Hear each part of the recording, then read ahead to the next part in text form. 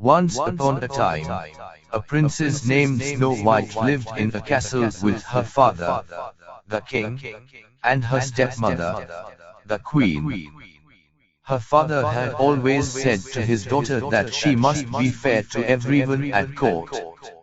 Said he, "People come here to the castle when they have a problem. They need the ruler to make a fair decision. Nothing is more important than to be fair."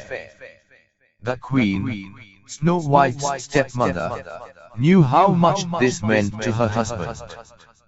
At the first chance, she went to her magic mirror. "Mirror, mirror, on the wall," said the queen, "who is the fairest of them all?" "Snow White is the fairest of them all," said the magic mirror. "Mirror, mirror, on the wall," said the queen, "who is the fairest of them all?" "What?" yelled the queen. "No one is more fair than I. The queen must have the best of everything. Everyone knows that. What could be more fair than that?"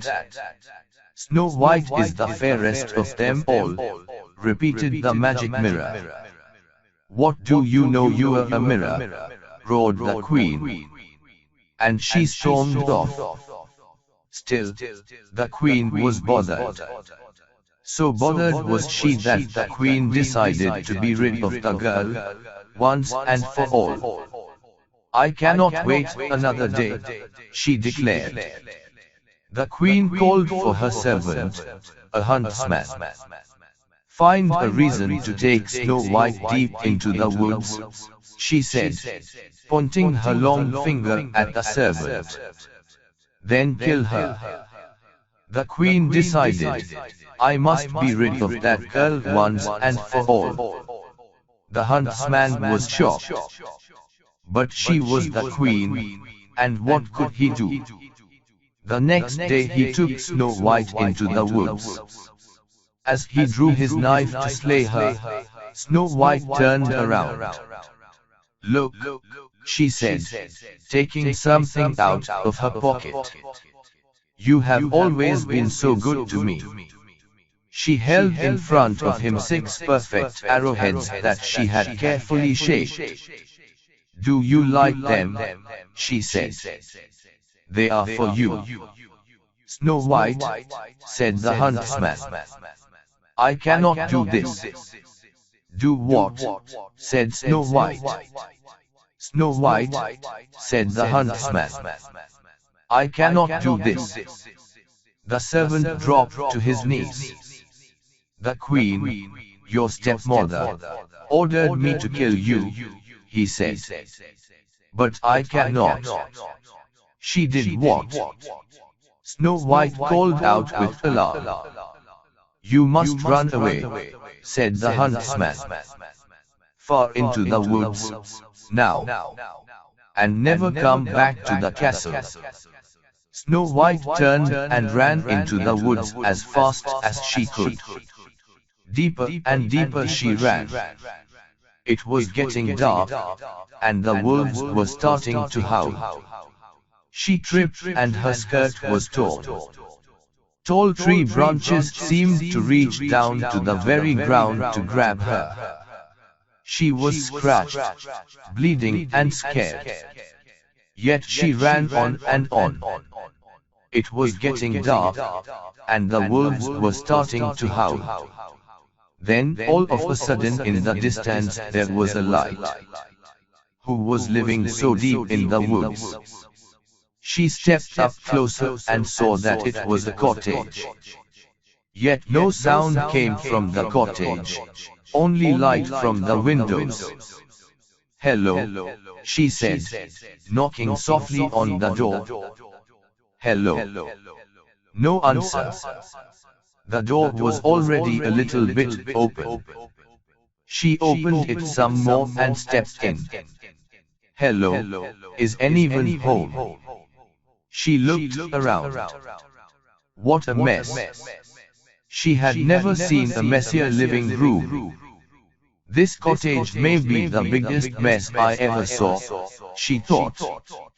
But it's a roof over my head for tonight.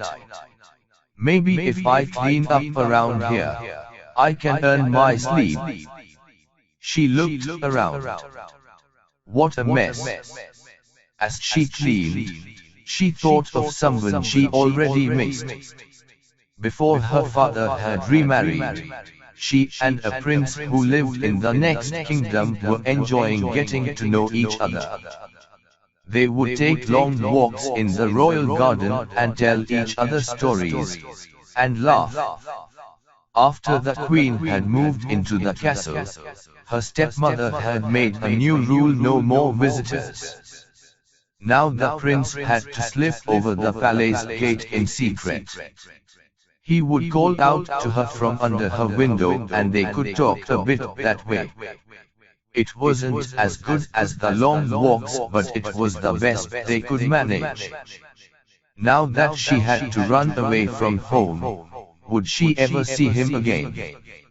After Snow White cleaned up the living room, she went upstairs.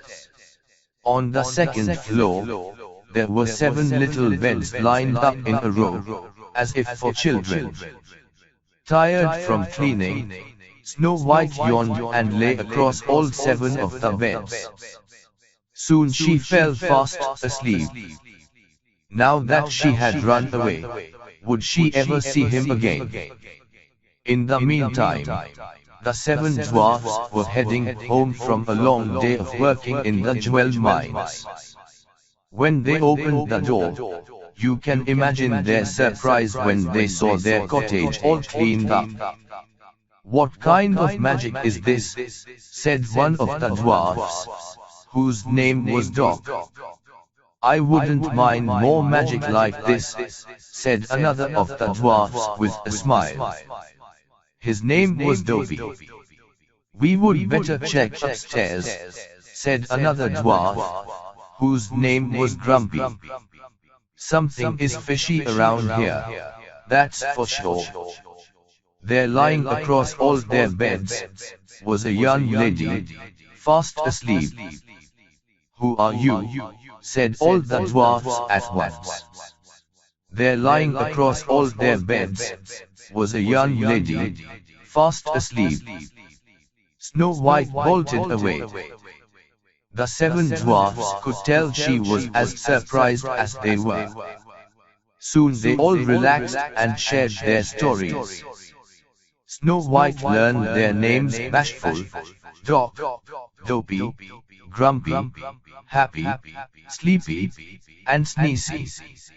She told them all about her stepmother. That her stepmother had tried to get the huntsman to kill her, that the huntsman had set her free in the woods, and that she could never go back home again. "Stay here with us," said Bashful. "That's sweet," said Snow White. "But if I were to stay here at your home, I would have to do something for all of you." "You already cleaned up our place," said Sneezy. "Keeping the house clean will be easy," said Snow White, "as long as we all pitch in. I will let everyone know what part they can do, and I will do my share too, of course." "That's fair," said Happy. "But there must be something else I can do for you," said Snow White.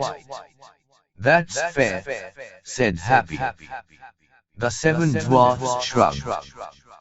"Do you know how to read?" said Doc.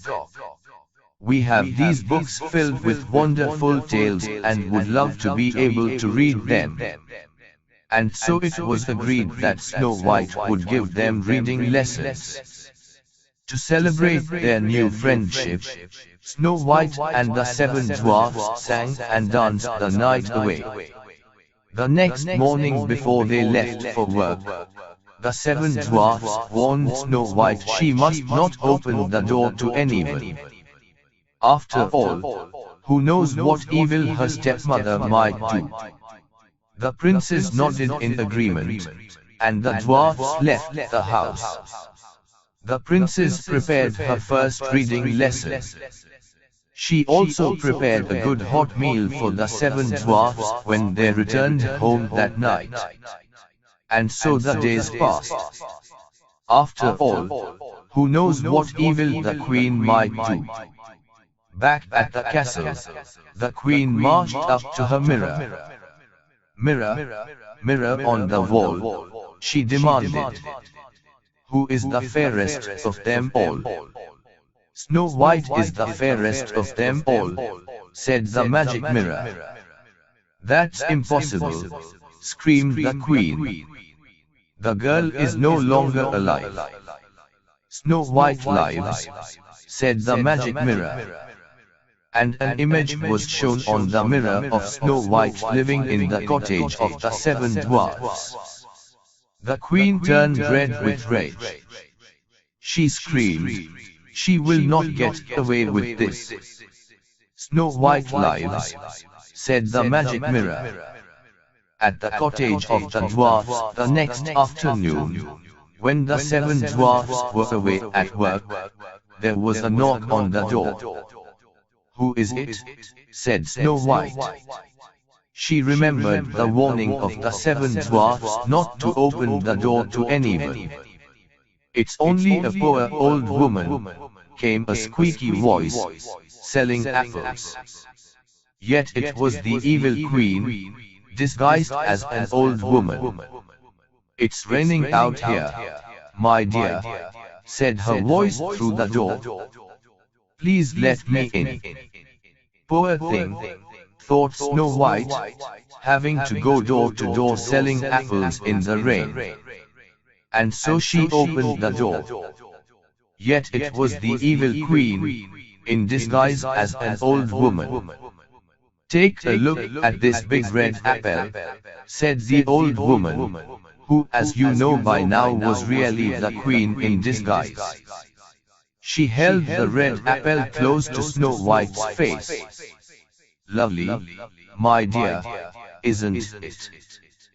I would like very much to buy your apple," said Snow White. "But I have no money." "That fine comb in your hair will make a good trade," said the old woman. "Well, all right then," said Snow White. She took the comb out of her hair and gave it to the old woman, who then gave her the apple. Snow White took a big bite.